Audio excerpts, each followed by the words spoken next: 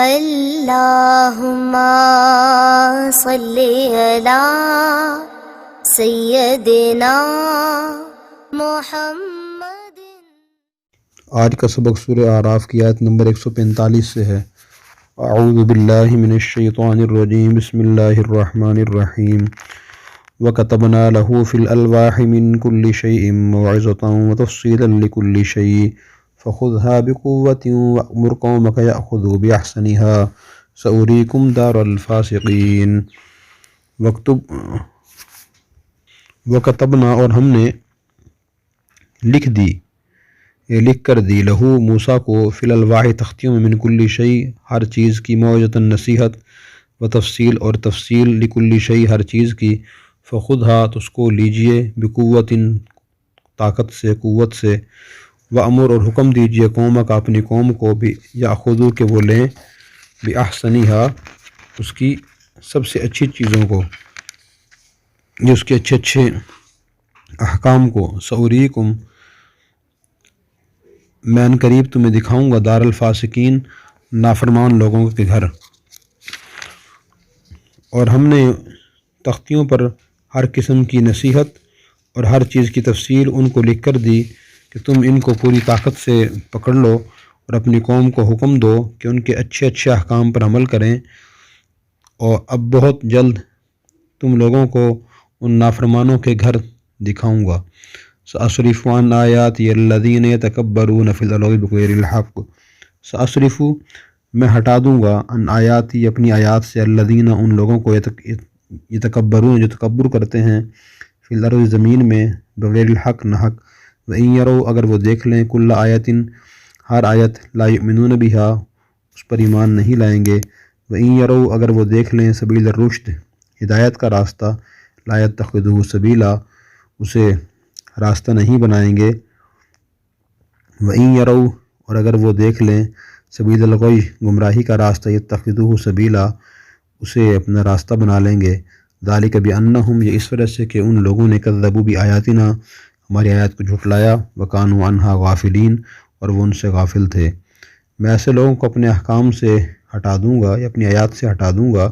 جو دنیا میں ناحق تکبر کرتے ہیں، جس کا انہیں کوئی حق حاصل نہیں، اگر تمام نشانیاں دیکھ لیں تب بھی وہ ان پر ایمان نہ لائیں، اگر ہدایت کا راستہ دیکھیں تو اس کو اپنا راستہ نہ بنائیں، اور وہ گمراہی کا راستہ دیکھ لیں تو اس کو اپنا طریقہ بنا لیں۔ یہ اس لیے ہے کہ انہوں نے ہماری آیات کو جھٹلایا اور ان سے غافل رہے۔ والذین کذبوا بآیاتنا ولقاء الآخرۃ حبطت اعمالهم هل یجزون الا ما كانوا یعملون۔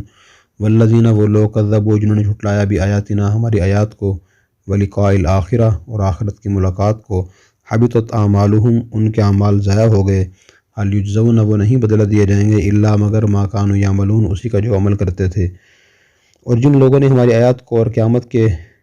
دن کے پیش آنے کو جھٹلایا، ان کے سب کام ضائع ہو گئے، ان کو وہی سزا دی جائے گی جو کچھ یہ کیا کرتے تھے۔ وَاتَّخَذَ قَوْمُ مُوسَىٰ مِن بَعْدِهِ مِنْ حُلِيِّهِمْ عِجْلًا جَسَدًا لَهُ خُوَارٌ أَلَمْ يَرَوْا أَنَّهُ لَا يُكَلِّمُهُمْ وَلَا يَهْدِيهِمْ سَبِيلًا اتَّخَذُوهُ وَكَانُوا ظَالِمِينَ۔ وَاتَّخَذَ اور بنایا، قوم موسیٰ قوم نے، من بعدہ اس کے بعد، من حلیہم اپنے زیورات سے، عجلاً بچڑا، جسداً ایک جسم تھا، لہو خوار جس میں ایک آواز تھی، الم یروا کیا انہوں نے نہیں دیکھا، انہو بے شک وہ، لا یکلمہم ان سے بات نہیں کر سکتا تھا، ولا یہدیہم سبیلا نہ ان کو راستہ دکھاتا تھا، اتخذوہ انہوں نے اسے بنایا، وکانوا ظالمین اور وہ ظالم تھے۔ اور موسیٰ قوم نے ان کے بعد اپنے زیوروں کا ایک بچڑا معبود بنا لیا، جو کہ ایک جسم تھا جس میں ایک آواز تھی، کیا انہوں نے یہ نہ دیکھا کہ وہ ان سے بات نہیں کرتا اور نہ ان کو کوئی راستہ دکھاتا تھا، اس کو انہوں نے معبود بنایا اور ظالم تھے۔ وَلَمَّا سُقِطَ فِي أَيْدِيهِمْ وَرَأَوْا أَنَّهُمْ قَدْ ضَلُّوا قَالُوا لَئِن لَّمْ يَرْحَمْنَا رَبُّنَا وَيَغْفِرْ لَنَا لَنَكُونَنَّ مِنَ الْخَاسِرِينَ۔ وَلَمَّا اور جب سُقِطَ وہ گرا دیا گیا، فی ایدیہم ان کے ہاتھوں میں، دوسرا معنی کہ جب وہ نادم ہوئے، ورأوا اور انہوں نے دیکھا، انہم قد ضلوا یقیناً وہ گمراہ ہو چکے ہیں، قالوا انہوں نے کہا، لئن لم یرحمنا اگر ہم پر رحم نہ کرتا، ربنا ہمارا رب، ویغفر لنا، اور ہماری مغفرت نہ کرتا، یہ مغفرت نہ کرے، لنکونن من الخاسرین، ضرور ہم ہو جائیں گے نقصان اٹھانے والوں میں سے۔ اور جب وہ نادم ہوئے اور معلوم ہوا کہ واقعی وہ لوگ گمراہی میں مبتلا ہو گئے ہیں، تو کہنے لگے کہ اگر ہمارا رب ہم پر رحم نہ کرے اور ہمارا گناہ معاف نہ کرے تو ہم بالکل ہی نقصان اٹھانے والے ہو جائیں گے۔ وَلَمَّا رَجَعَ مُوسَىٰ إِلَىٰ قَوْمِهِ غَضْبَانَ آسِفًا قَالَ بِئْسَ مَا خَلَفْتُمُونِي مِن بَعْدِي أَعَجِلْتُمْ أَمْرَ رَبِّكُمْ۔ وَلَمَّا، اور جب رجع واپس آئے موسیٰ إِلَىٰ قَوْمِهِ اپنی قوم کی طرف، غضبانہ غصے میں بھرے ہوئے، آسفا افسوس کرتے ہوئے، قالا فرمایا، بئس ما بری، خلفتمونی تم نے میری جانشینی کی، من بعدی میرے بعد، عاجلتم کیا تم نے جلدی کی، امر ربکم اپنے رب کے حکم کے بارے میں، وَأَلْقَى الْأَلْوَاحَ اور موسیٰ نے تختیاں ڈال دی، وَأَخَذَ بِرَأْسِ أَخِيهِ اور اپنے بھائی کا سر پکڑا، يَجُرُّهُ إِلَيْهِ اسے اپنی طرف کھینچنے لگے، قالا فرمایا، يَا ابْنَ أُمَّ ہارون نے کہا، میرے ماں کے بیٹے، ان القوم بے شک قوم نے، استضعفونی مجھے کمزور سمجھا، وقادو اور وہ قریب تھے، یقتلوننی مجھے قتل کر دیتے، فلا تشمت بی الاعداء آپ نہ خوش کیجیے میری وجہ سے دشمنوں کو، ولا تجعلنی مع القوم الظالمین اور مجھے ظالم لوگوں میں شمار نہ کیجیے۔ اور جب موسیٰ اپنی قوم کی طرف واپس آئے، غصہ اور افسوس میں بھرے ہوئے تھے، فرمایا کہ تم نے میرے بعد میری بری جانشینی کی، کہ آپ نے رب کے حکم سے پہلے ہی تم نے جلد بازی کر لی اور جلدی سے تختیاں ایک طرف رکھیں یا تختیاں ڈال دیں اور اپنے بھائی کا سر پکڑ کر اپنی طرف کھینچنے لگے۔ ہارون نے کہا کہ اے میرے ماں کے بیٹے، ان لوگوں نے مجھے بالکل کمزور سمجھا اور قریب تھا کہ مجھے قتل کر دیتے، تو تم مجھ پر دشمنوں کو ہنسنے کا موقع نہ دو اور مجھے ظالموں کے ساتھ شمار نہ کیجیے۔ قال رب اغفر لی ولی اخی وادخلنا فی رحمتک وانت ارحم الراحمین۔ قال موسیٰ نے دعا کی، رب اغفر لی میرے رب مجھے معاف فرما، ولی اخی میرے بھائی کو، وادخلنا اور ہمیں داخل فرما، فی رحمتک اپنی رحمت میں، وانت ارحم الراحمین اور آپ سب رحم کرنے والوں سے زیادہ رحم کرنے والے ہیں۔ آیت نمبر 145 میں اللہ تبارک و تعالیٰ نے تورات کے بارے میں فرمایا کہ ہم نے موسیٰ کو تورات دی تھی اور تختیوں میں لکھی ہوئی تھی۔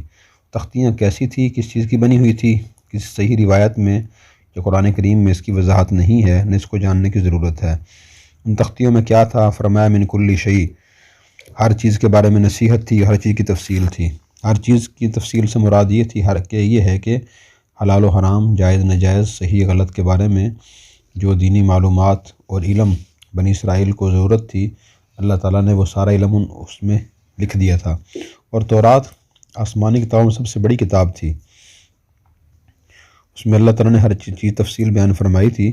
قرآن کریم میں بھی کے بارے میں اللہ تعالیٰ نے فرمایا تھی، بیان لکل شیء، قرآن کریم میں ہر چیز کی وضاحت موجود ہے، اور یہ وضاحت اللہ تعالیٰ اس لیے فرماتے ہیں آسمانی کتابوں میں کہ اللہ کے فرمانبردار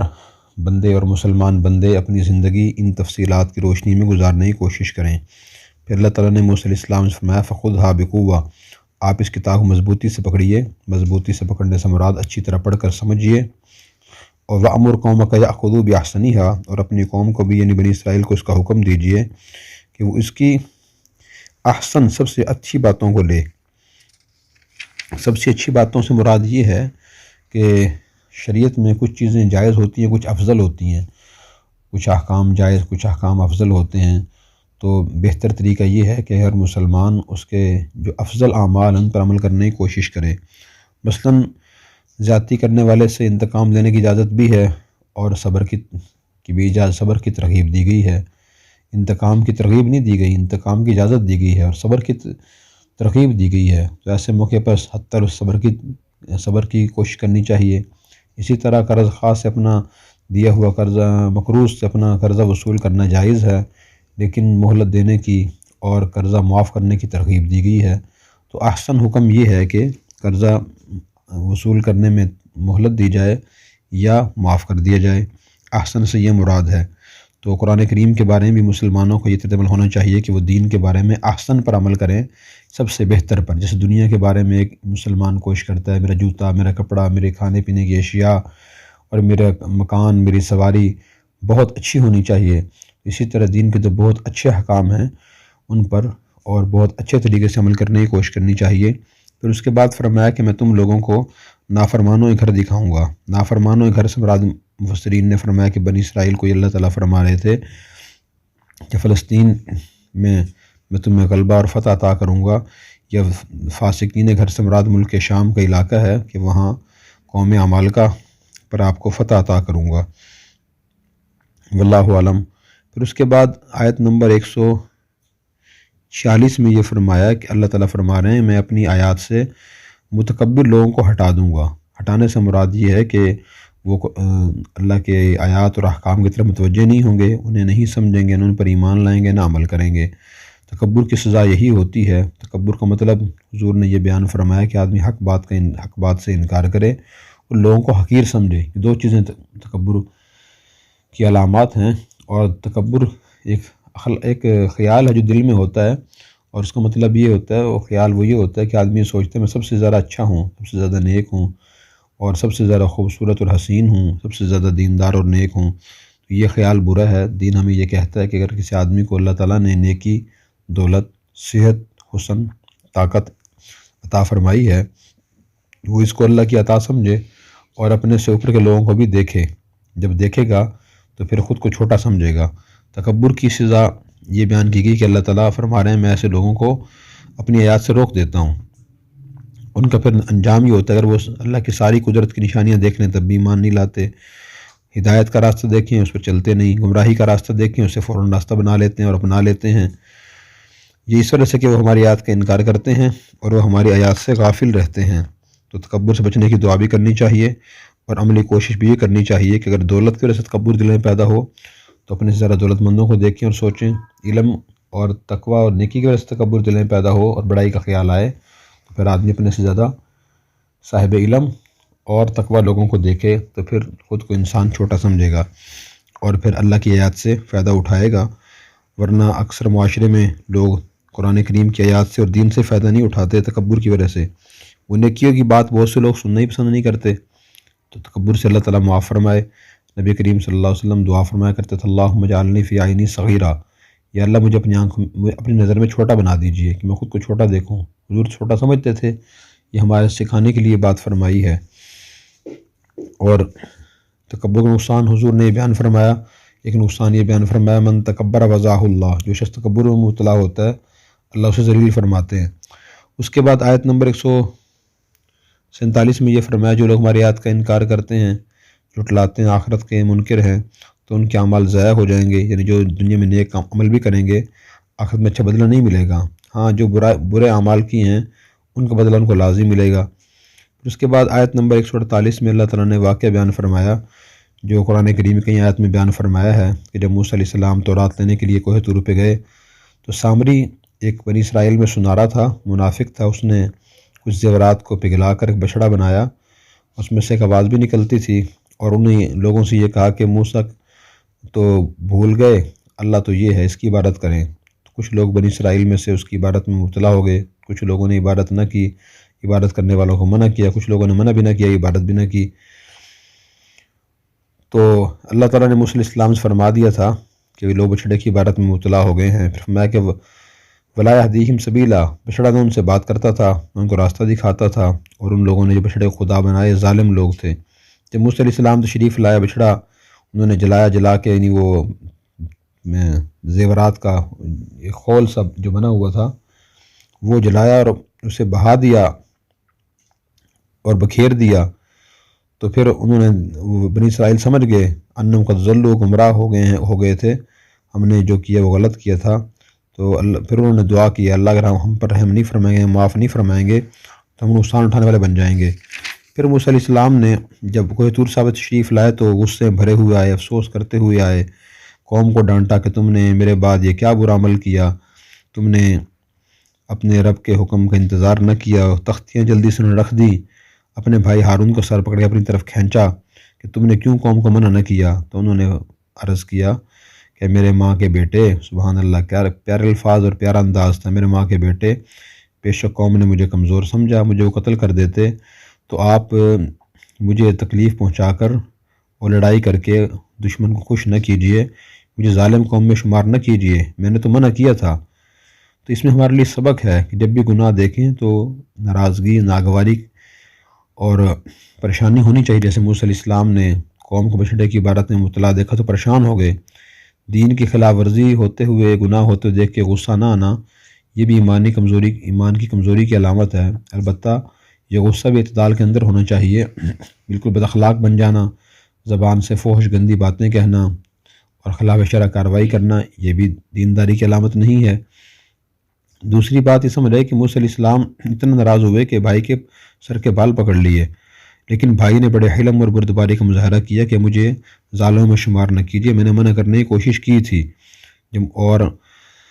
مجھ سے لڑائی کر کے دشمنوں خوش نہ کی۔ دشمن خوش ہوئیں کہ بھائی سے لڑ رہا ہے۔ اس سے یہ بات سمجھ رہے کہ جب اگر ایک بھائی زیادتی کرے یا غلطی اس کی طرف سے ہو، خواہ غلط فہمی کی وجہ سے ہو، دوسرے بھائی کو لڑائی نہیں کرنی چاہیے تاکہ دشمن اس سے خوش نہ ہوں۔